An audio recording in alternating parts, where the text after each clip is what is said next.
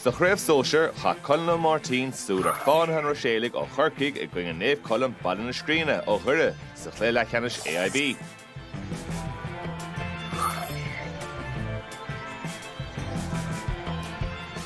Slither thugí ráist agus Jack Fried Duggan Murray a rístela Jesh fa honne cúnig Duggan Murray agus ag búlte stea agus cúil fáte ag Luke Duggan Murray ag Jack Fried spás aige am aige agus an críoch aige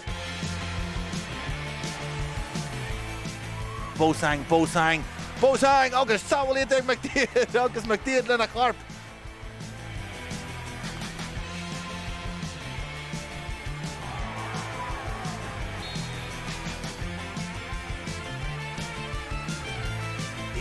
agus Walshima agus buliad an darna thuair fáite agus críne has just an anga Owen McCallion ag glanach suas leis an Slither agus é abda é a churas deach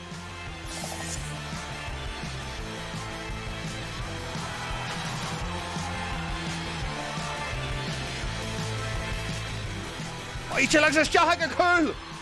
agus bósang leis an urchar sin is deach rud a bhainir in sin agus críne ga hénta is deach an san chúil agus mar sin chuann sin Gerald le Cursaí an seo ón ar bhí